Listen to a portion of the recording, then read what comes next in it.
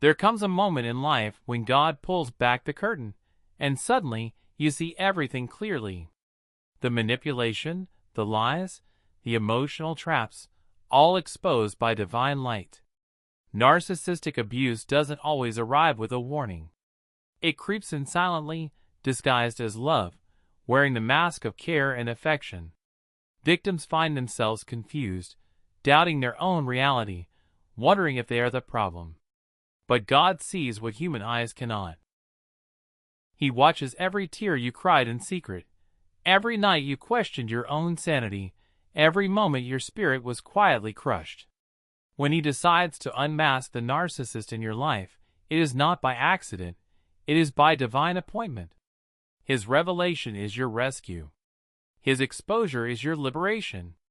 The unveiling is painful, but it is also the beginning of your greatest healing.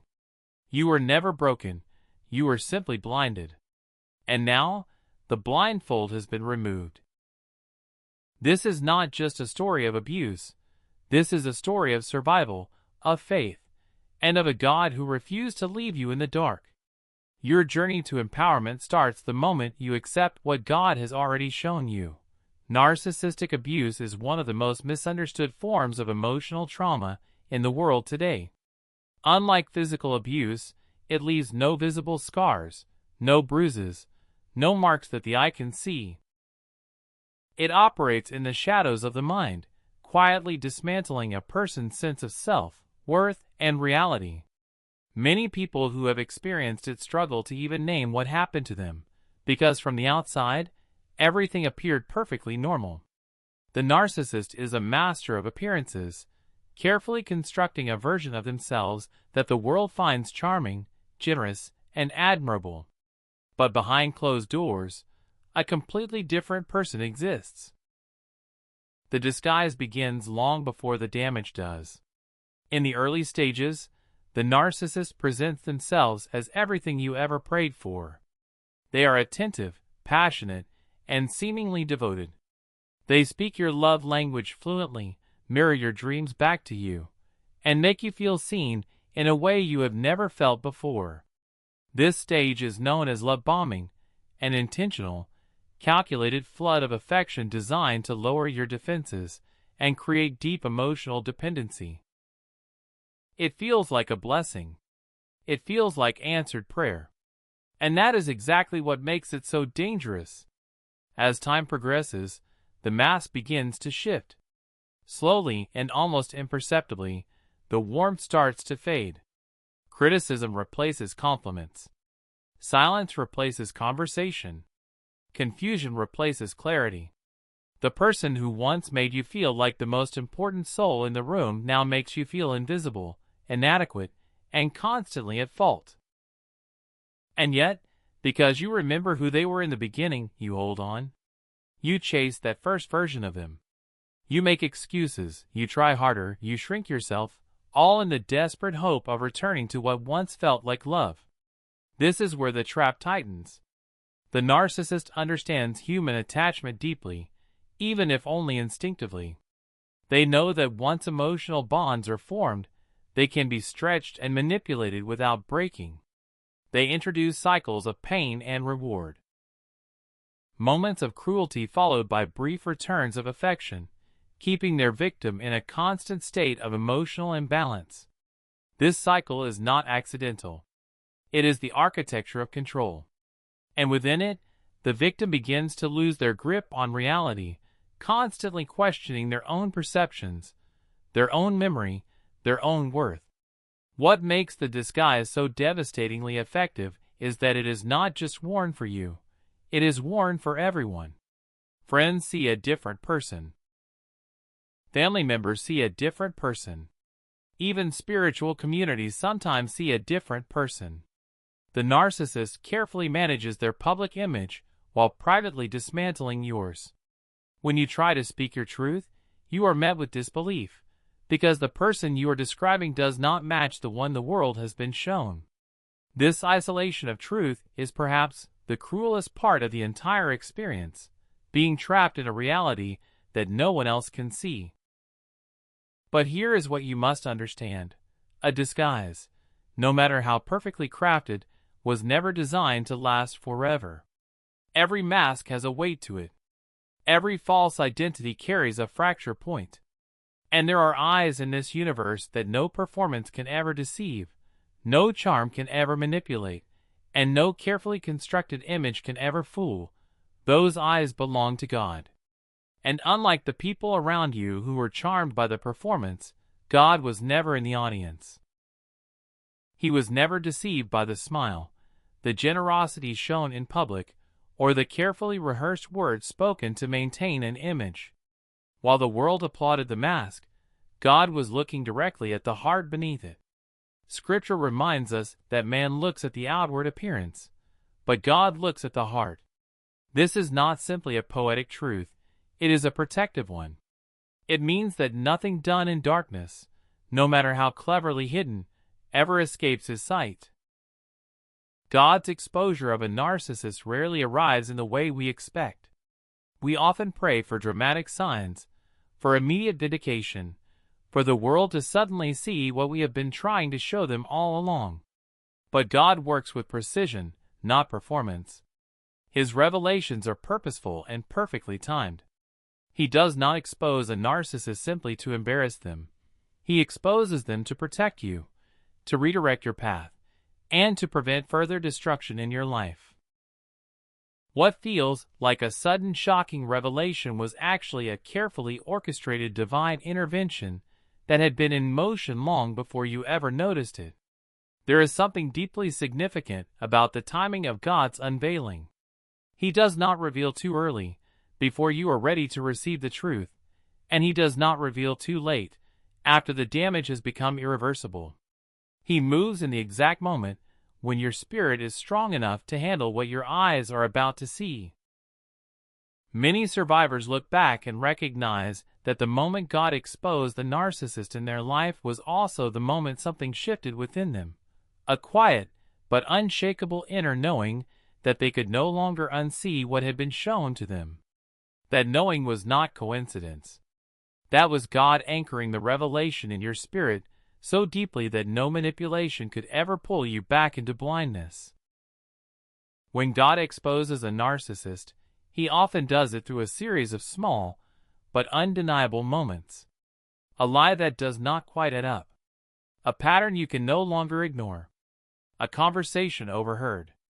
A document discovered.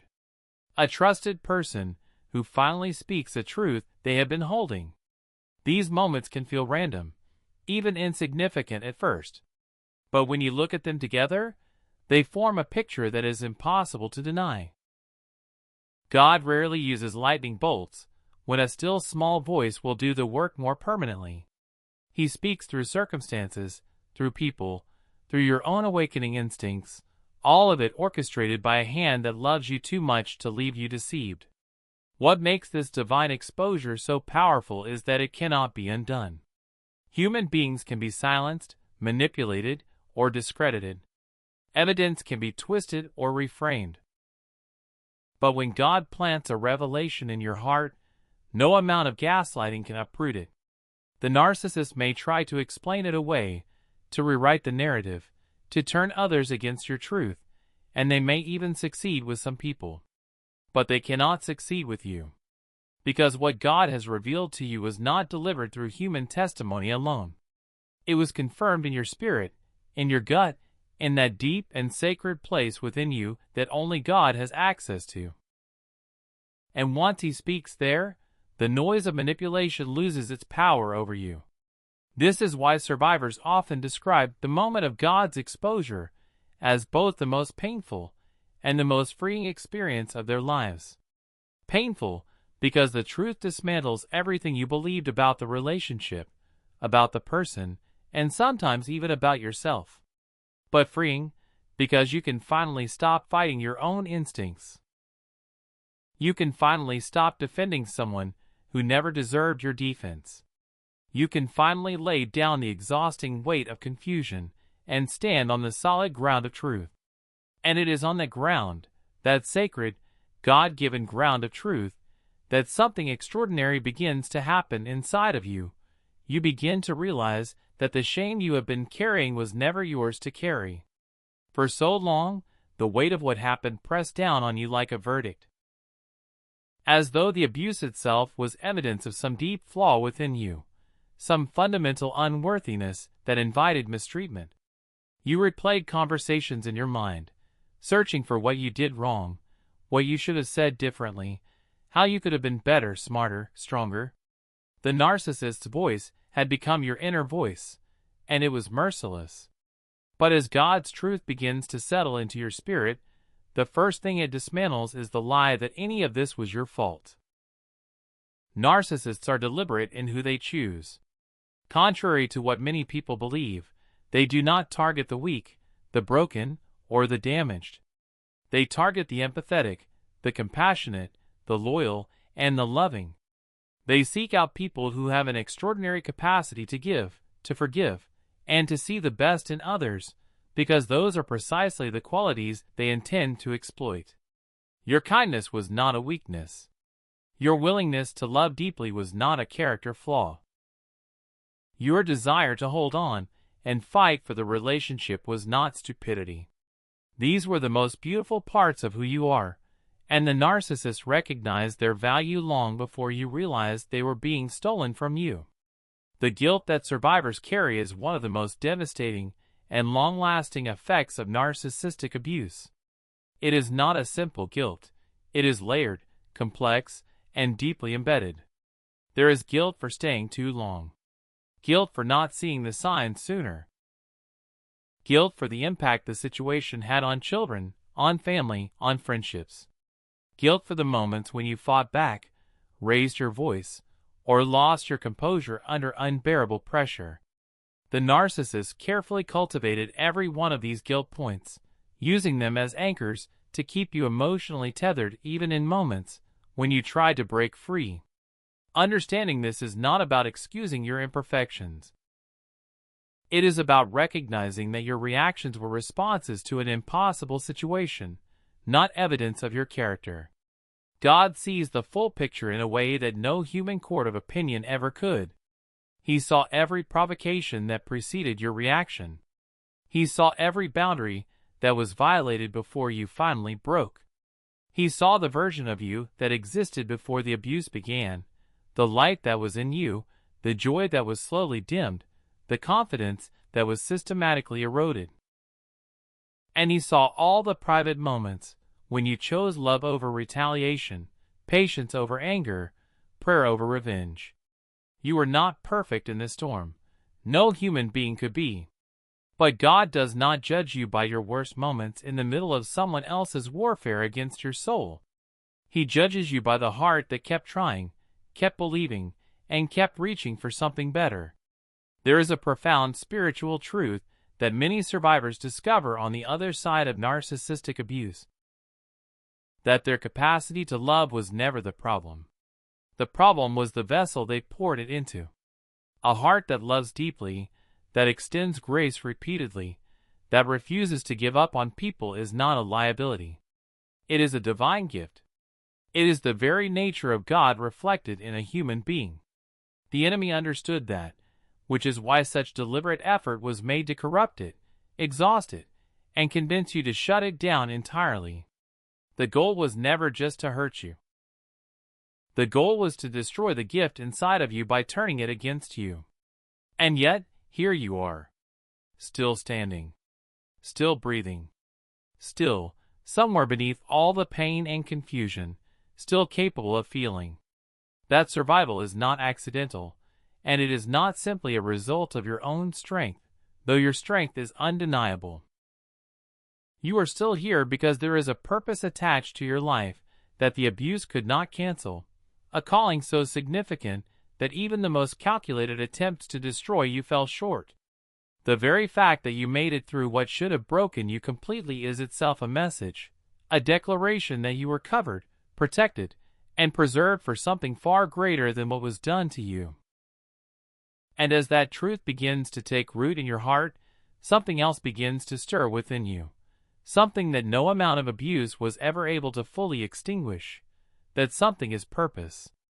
And purpose, once awakened, cannot be put back to sleep. God did not bring you through the darkest season of your life simply to leave you standing at the exit of your pain. He brought you through it because on the other side of everything you suffered, there is an assignment waiting that could only be carried by someone who has walked exactly where you walked. Your scars are not signs of defeat. They are credentials. They are proof that you survived what was designed to destroy you, and that survival has qualified you for a level of impact that comfort and ease never could have produced.